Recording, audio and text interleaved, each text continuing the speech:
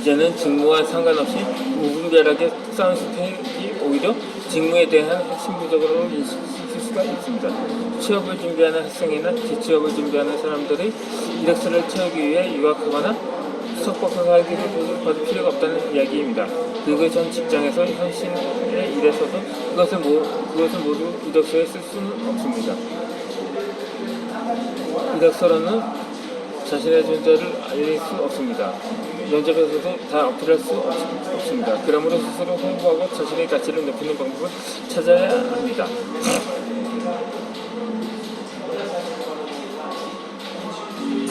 석사나 박사학위보다 책을 써서 출판한다면 미래가 어떻게 펼쳐질까요? 책을 쓰는 것은 자신의 인성과 전문성을 객관적으로 입증해 보일 수 있는 최고의 수단입니다. 자신만이 겪은 경험과 깨달음, 철학, 신념, 가치관, 전문성 등을 남은 탐을 펴낸다면 자신의 브랜드 가치를 최대한 높일 수 있습니다. 즉, 책 쓰기 퍼스널 브랜딩이 되는 것입니다. 책이 출간되었을 때 책을 사보는 사람들이 많으면 이름이 세상에 알려지고 저자의 브랜드 가치도 점차 올라가게 됩니다. 이 말은 강의하는 활동으로 이어질 가능성이 크다는 뜻이기도 합니다.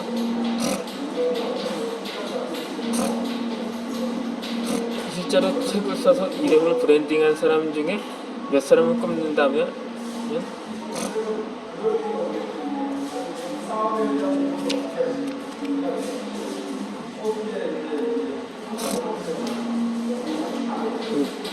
바람의 딸, 걸어서 지구 세 바퀴 반의 저자 한비야, 그리고 명품 인생을 만드는 청년의 법칙의 저자 공병호, 꿈꾸는 다락방의 저자 이지성, 가슴 뛰는 삶의 저자 강현돈, 아프니까 청춘이다의 저자 김난도 등이고 그 외에도 수없이 많은 작가가 존재합니다.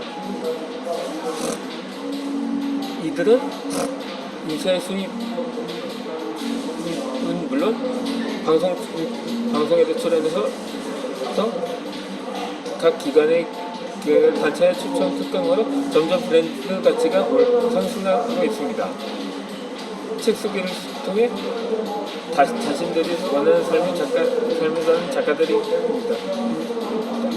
이렇게 책 소개는 자신을 브랜딩하는 최고의 수단이며 동시에 진정으로 자신이 좋아하는 일을 하면서 경제적 풍요로 누릴 수 있는 기회를 만드는 일이라고 할 수 있습니다. 월드비전의 국제구호 팀장으로 일했던 한비야 씨가 자신이 꿈꾸었던 국제구호 팀장의 자리에 있을 수 있었던 바탕도 바로 자신의 저서였습니다. 날비 등 들야의 한비야, 세 명도 한자로 옮겨 주민등록에 올린 그의 이름에서는 자유와 도전의 느낌이 훨씬 풍깁니다. 안심시도 안좋아하지 않고 지구를 녹여온 인생을 유혹한 이름입니다. 그는 10살 때부터 부모님이 방에 붙여놓았던 세계 지도를 보고 세계 일주의 꿈을 키웠다고 합니다. 대학 졸업 후에는 직장에 취직했는데 35살 때 숭숭한가 하던 홍보회사에 세표를 제출했습니다. 그리고 자신이 꿈이었던 걸어서 세계 일주를 하기 위해 배너 하나 둘러매고 1993년부터 지구촌 곳곳을 누볐습니다.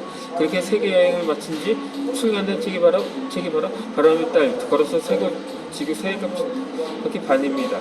이 책을 낸 1996년은 여자가 혼자서 세계 여행을 하던 시절이 아니었습니다.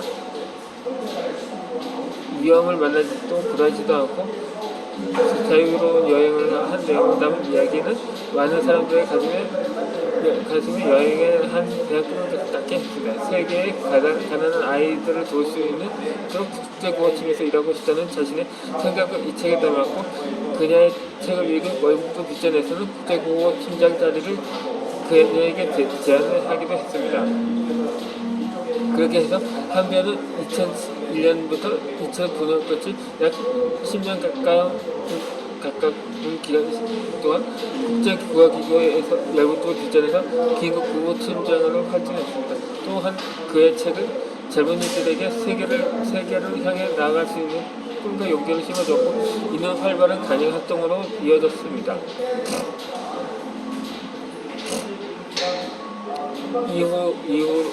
이후로도 강원도 태백교육청이 2008년 2월 17일 오후 3시부터 지역주민들과 광란 교직원들을 대상으로 한비의 특별초청 강연회를 개최했습니다.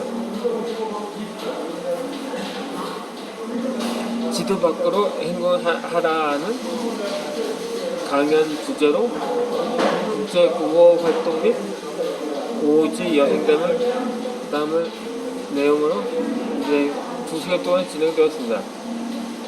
2012년 4월 12일 삼문대학교 대강당에서는 바람의 딸 한비의 초청 특별 강연회를 개최했습니다. 이 대학에서 한비아에 위한 중앙 긴급대응 기금 자문위원을 초청해 무엇이 내 가슴을 뛰게 했는가라는 주제로 진행을 했습니다. 이외에서도 여러 곳으로 특별 초청을 받았습니다.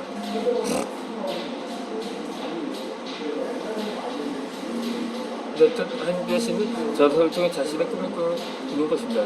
그는 내 친히 만나고 싶은 일이 대학생 정도의 여성 TV가 신지식이 5일 가운데 한 명이 선정되었습니다. 그리고 청소년이 닮고 싶은 롤모델들로 꼽혔습니다. 2004년에는 한국 YMCA에서 선정한 젊은 지도자상을 받기도 했습니다. 준비생 그리고 직장인 직장인들도 이제는 자신의 권력을 가지지 않고 책을 사서 자신을 브랜딩하고 더 큰 일을 꿈꾸기 바랍니다. 저서는 최고의 이력서입니다. 여름방학이 되기 전에 학생 동아리 활동에서 읽고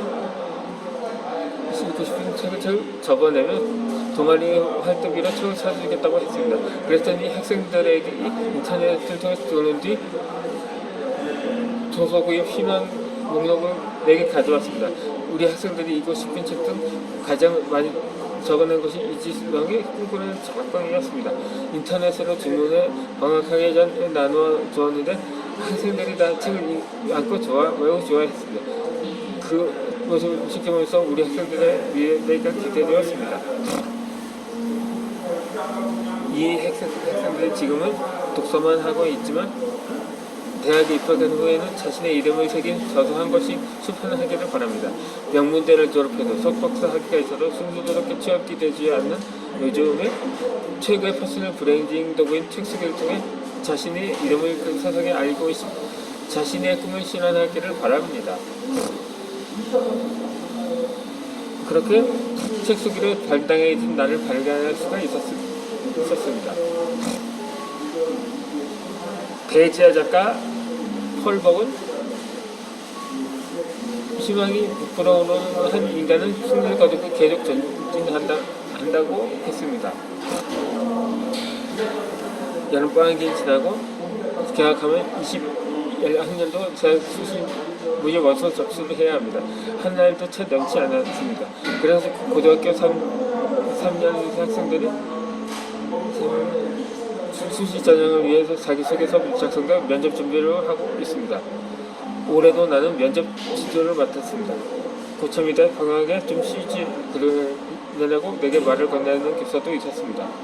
하지만 나는 은퇴할 때까지 학교 일에 적극적인 자세로 위해 마무리를 잘하고 싶었습니다. 나이가 많다고 이것도 않는다 저것도 않는다고 하면 젊은 교수들의 업무가 더욱더 많아질 것이고 본보기에도 좋지 않기 때문입니다.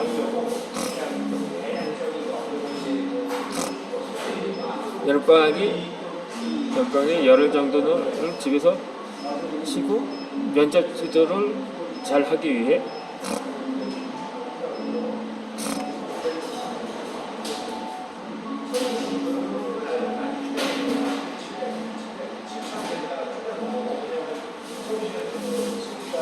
출근을 했습니다. 학교 주차장에는 자동차가 꽉 차 있었습니다.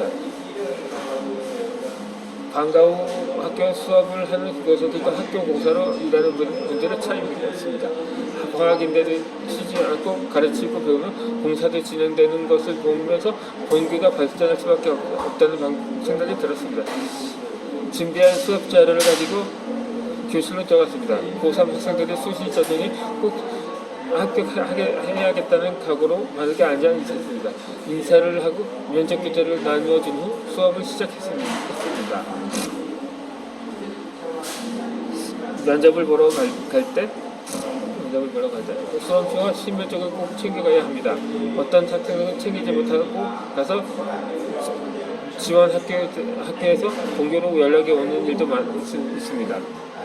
그리고 면접 평가 때의 주의사항으로 면접 장소에 입실할 때 인사를 한 후에 자리에 앉아야 합니다. 앉은 후에는 자리를 떨거나 꼬거나 너무 벌리지 말아야 해요. 또한 한숨을 크게 쉬거나 머리를 긁적이지 말아야 하며 면접 평가위원 한 사람만 응시하지 말아야 합니다. 진지한 태도로 답변을 해야 하고 부족한 답변을 했다고 해서 그 자리에서 울면 안 됩니다. 자연스러운 제스처를 쓰면서 답변하고 자신감과 여유가 있어 보입니다.